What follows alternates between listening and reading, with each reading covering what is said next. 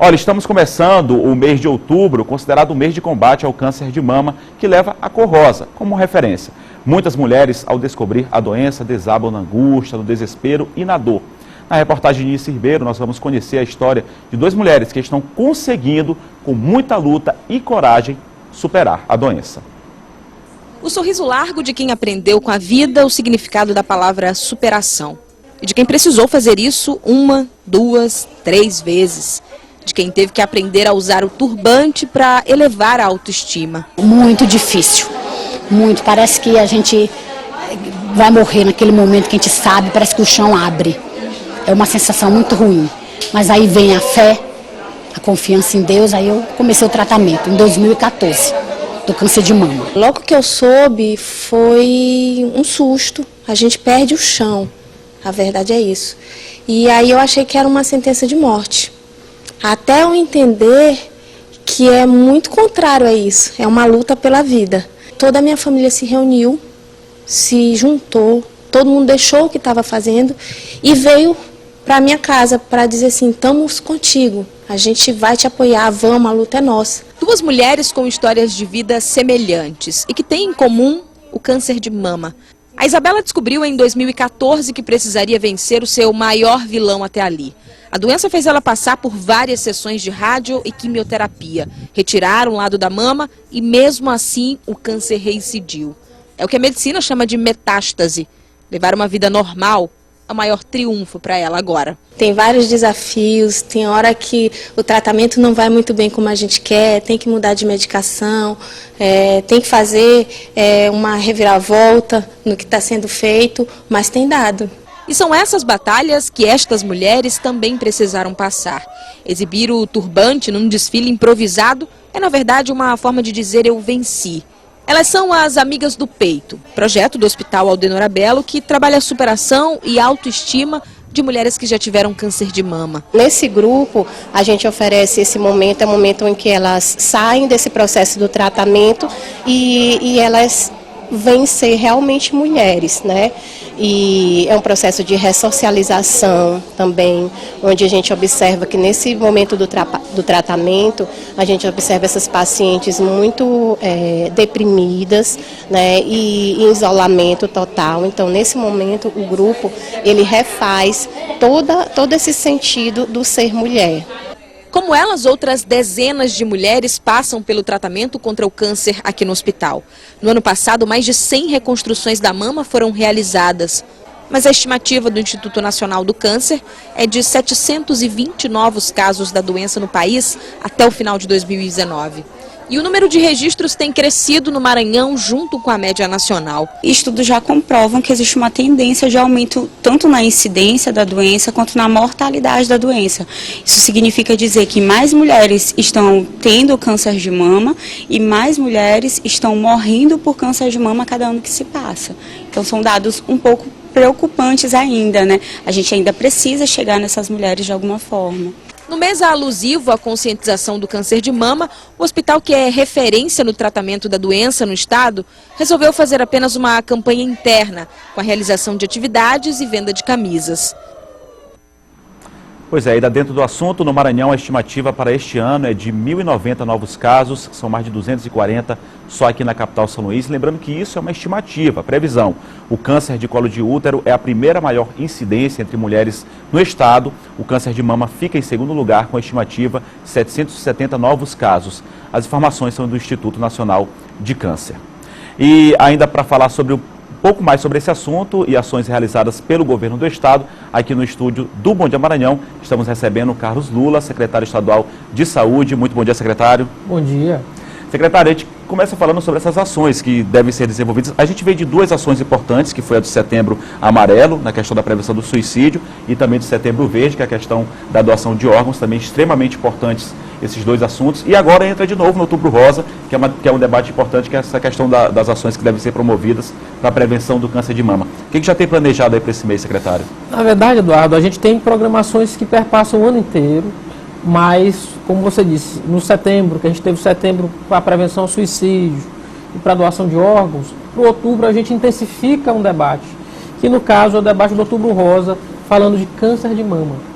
A gente vai lançar a campanha no dia 8 de outubro, lá no auditório do Pan Diamante.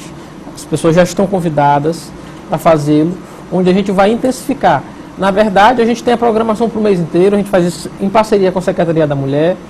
A gente tem a carreta, que já faz essa abordagem em todo o estado, além dos mamógrafos. O importante da gente estar falando aqui no Outubro Rosa, a gente tem uma tendência de crescimento de casos.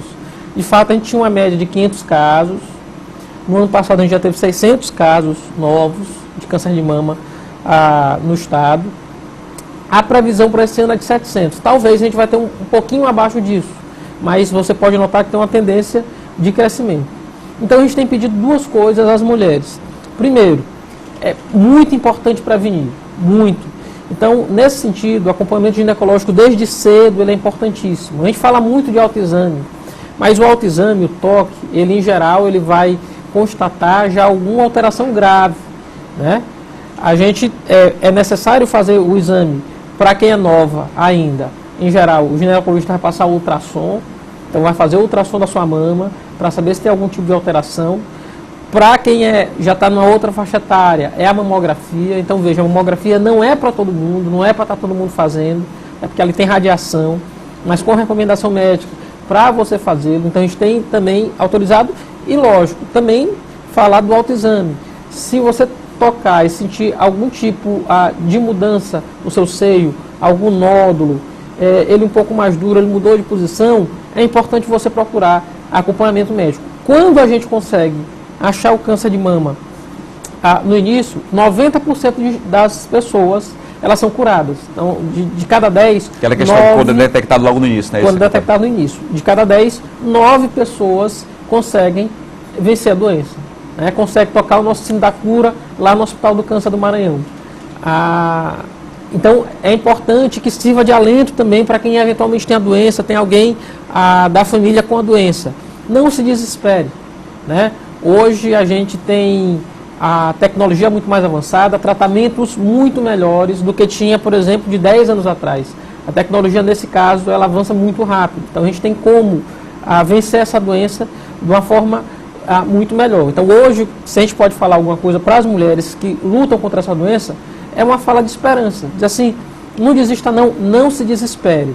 Essa importância de se manter altivo, de manter a mente positiva para enfrentar a doença é tão importante quanto o tratamento medicamentoso. Como a gente acompanhou nesse exemplo da reportagem, dessas mulheres guerreiras aí que estão lutando contra a doença e estão vencendo, graças a Deus. Agora, secretário, dentro desse processo de planejamento, planificação, está também acontecendo algo inédito, né, no Brasil, que é essa questão de reunião da Secretaria Estadual de Saúde com conselhos, né, dentro desse projeto de planificação, né? Isso, às vezes a gente fala planificação, a população não entende, mas, na verdade, quando a gente fala em planificação do sistema de saúde, que já aconteceu em Caxias, em Timon, em Balsas, com resultados fantásticos. A gente diminuiu mortalidade materna e infantil em Caxias, diminuiu em Balsas. Por quê?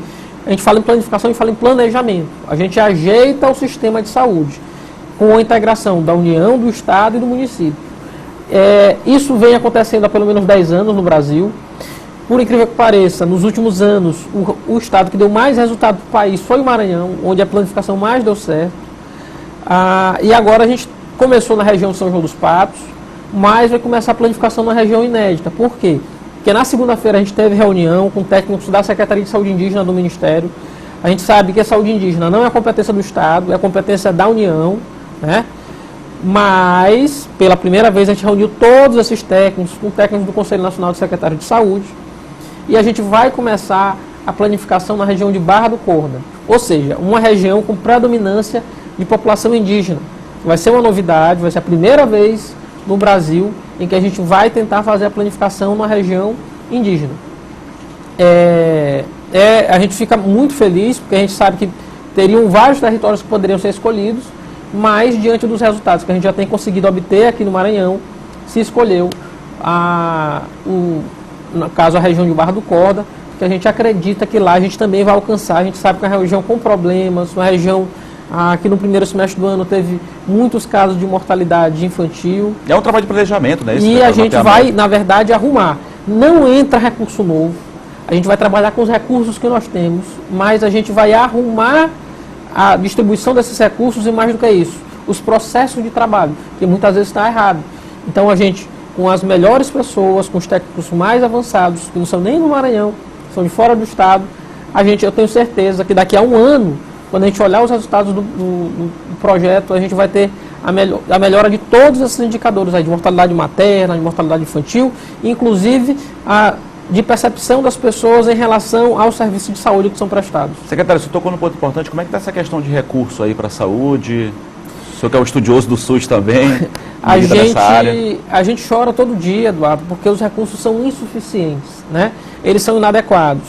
Para o nível de trabalho que a gente precisa ter, para o nível de expansão de serviços que nós tivemos, é injusto que o Ministério da Saúde repassa para o Estado do Maranhão.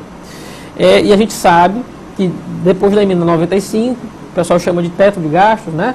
Essa emenda 95, que na verdade é um novo regime fiscal do país, ela vai impedir o crescimento, como acontecia do SUS, durante 20 anos. Então, durante 20 anos, é melhor a gente esquecer, porque se não mudar a emenda da Constituição, a gente não vai ter mais recursos para a saúde.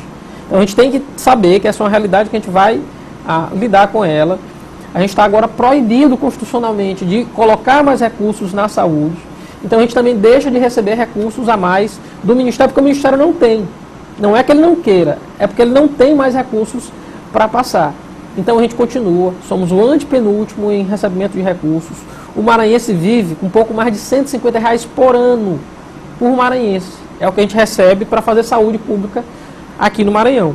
Então é como se a gente estivesse pagando um lanche por mês, que vai dar entre 12 e 13 reais para o maranhense. Está aqui um lanche para você, é o que você tem para gastar por saúde no mês. Se vire aí para se virar, para viver com 13 reais, aí eu vou ter que custear hemodiálise, vou ter que custear a cirurgia, eu vou ter que custear os hospitais, vou ter que pagar os médicos, vou ter que pagar os funcionários. Como é que a gente faz? Aí é uma conta que não fecha, né? Sendo que eu tenho uma necessidade da população de expandir serviços. A gente recentemente inaugurou uma clínica de diálise aqui, Centro de Hemodiálise São Luís. Como é que eu vou manter um serviço desse se o Ministério não me repassa um centavo pelo Centro de Hemodiálise? O Centro de Hemodiálise, o Hospital de Ortopedia, tudo funcionando normalmente, são serviços inéditos aqui na capital, não é isso, secretário? Não, tudo funcionando normalmente, Eduardo. É até curioso, a gente teve ontem um debate na Assembleia Legislativa. Eu respeito muito a oposição, eu acho que ela é necessária no regime democrático, porque aí não seria democracia, seria outra coisa, seria outro tipo de regime, mas eu acho que a gente tem que debater com conteúdo. Foram feitas duas críticas ontem, uma em relação ao centro de hemodiálise, dizendo só tem 14 máquinas funcionando. Sim, só tem 14 máquinas funcionando, porque eu não tenho paciente para a abertura das outras máquinas. À medida que esses pacientes foram sendo transferidos dos hospitais onde eles se encontram aqui na ilha, eu vou abrir as outras, porque eu já tenho a total capacidade, as máquinas estão lá, eu tenho a equipe suficiente, eu tenho os médicos adequados. Então, não há porquê. É uma crítica assim, que não se embasa. Alguns deputados, inclusive, foram no Centro de Hemodiálise. Eu convido aí novamente, até para escutar a explicação da direção da unidade, da direção clínica da unidade, para escutar a explicação dos médicos. É uma crítica totalmente desnecessária. Eu não vou abrir 40 máquinas e deixar as 40 funcionando se eu não tenho sequer paciente para isso. Então, assim, não tem cabimento. A outra crítica é em relação ao Hospital de Traumatologia e Ortopedia, que é um hospital com 97% de aprovação nas últimas pesquisas. As pessoas que vão lá sentem a diferença, sabem que o hospital funciona. Aí surge um deputado na tribuna para dizer que o hospital faz 15 cirurgias por mês. É triste a gente escutar esse tipo de crítica, porque se o deputado for lá olhar o mapa cirúrgico de hoje, deve ter 15 cirurgias no dia, e não no mês. Eu faço quase 400 cirurgias por mês lá no hospital, a gente vai completar agora 2 anos, com mais de 7.000 cirurgias realizadas. Então, assim, é uma crítica desnecessária, é uma crítica inadequada, uma crítica que tira crédito de algo que funciona bem. A gente deve criticar o SUS pelo que ele merece ser criticado, inclusive porque ele é subfinanciado. Mas o SUS que dá certo, o SUS que funciona, o SUS que é aprovado por 97% das pessoas que vão ao hospital, ele não pode ser criticado dessa forma precária, dessa forma sem cuidado, dessa forma desnecessária. A gente não merece esse tipo de debate no Maranhão. Eu acho que a gente tem como fazer um debate mais adequado. Quer discutir a rede de urgência, quer discutir os traumas ortopédicos, quer discutir o problema das mortes no Estado, vamos discutir. Mas dizer que o hospital faz 15 cirurgias por mês e levar isso para a rede social, levar isso para jornal, levar isso para a tribuna na Assembleia, isso é até irresponsável, né? Porque ele não se sustenta. Isso, inclusive, é de respeitar os profissionais que trabalham no hospital todo santo dia, realizando um monte de cirurgia. E lá acontece de domingo a domingo. É um dos poucos hospitais do Estado em que a gente tem cirurgia todos os dias, né? Que não é um hospital de urgência e emergência, mas que tem cirurgia o tempo todo. Então, assim, a gente respeita a crítica da oposição, mas acha que o nível do debate poderia ser um pouquinho mais elevado, poderia pelo menos ser verdadeiro, porque isso não tem outro nome, é mentira. É simplesmente mentir sobre dados que são públicos. É só entrar no sistema do Ministério que o nome das pessoas que fizeram o procedimento cirúrgico estão lá. Ok, obrigado pela sua entrevista, pela sua participação aqui, secretário estadual de Saúde, Carlos Lula. Eu agradeço.